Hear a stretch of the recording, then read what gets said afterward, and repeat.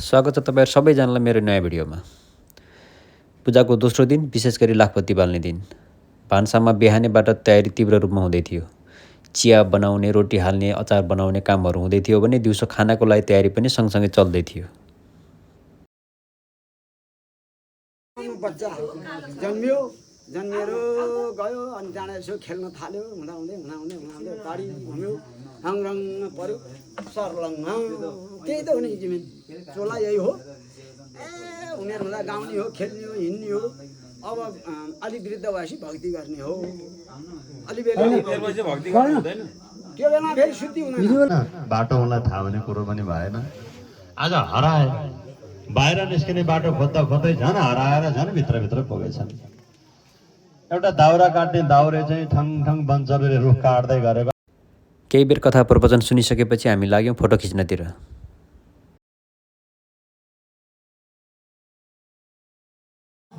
साँझ पर्दै गएपछि सुरु हुन्छ लाखपति बाल्ने तयारी।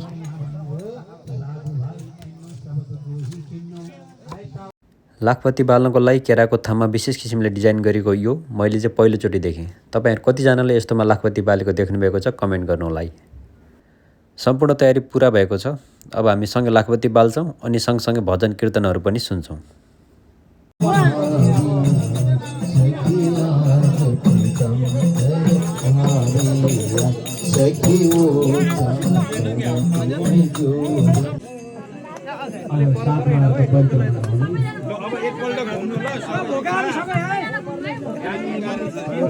सबैले घुम्नुहुन्छ घुम्नेहरु चाहिँ ठुलो लाइन बनाएर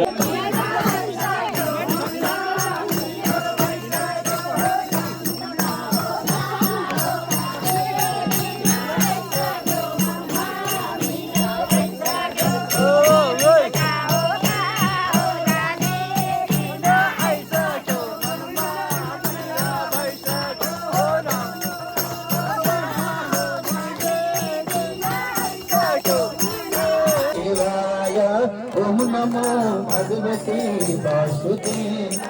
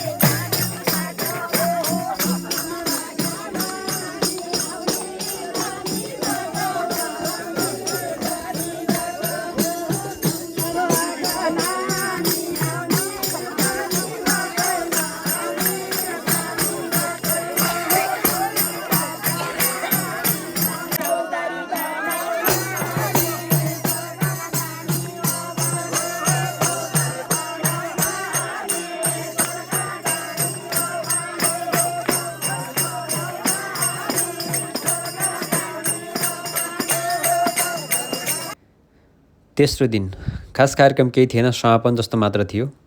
3 दिनको पूजाको बारेमा समग्र घरको तर्फबाट बुवाले केही कुराहरू राख्नुभयो अनि गुरुहरूलाई पनि छिटै निस्किनु पर्ने भएको भएर उहाँहरूलाई टीका सिक्का लगाएर बिदाई गर्ने काम चाहिँ हामीले बिहान अलि छिटो नै गर्यौं।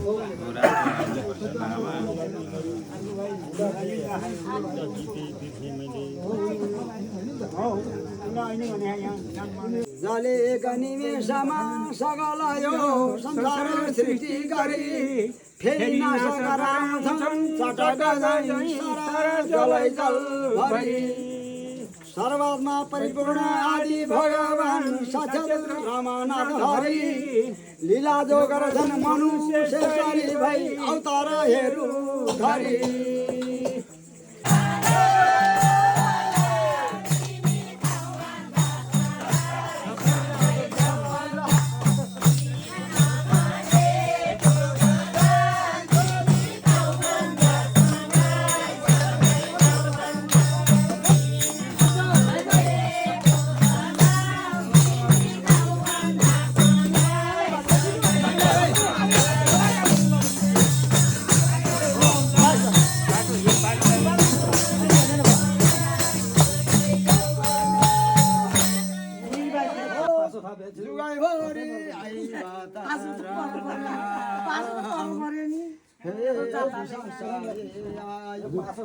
चिरञ्जीवी र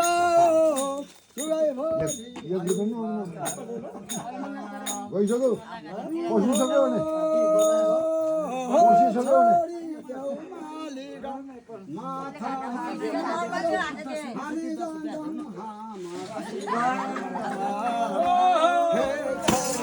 बेलुका गाउँघरका सबैजना जम्मा हुनुभयो भजन कीर्तन नाच्ने गाउने गर्नुभयो हामी पनि सँगसँगै गायौँ नाच्यौँ हाम्रो गाउँको एउटा कल्चर जस्तो भएको छ यो हामीले उहाँहरूलाई केही दक्षिणा दियौँ उहाँहरूले हामीलाई मजाले आशिष दिनुभयो शुभेच्छा दिनुभयो र बेलुका हामी सबैजना छुट्यौँ हाम्रो पूजा पनि 3 दिनको सबै यहीँ सिद्धिन्छ अब तपाईँहरूलाई म अर्को भिडियोमा फेरि भेट्नेछु त्यतिन्जेलसम्मको लागि सबैजनालाई धन्यवाद सबैजनालाई नमस्ते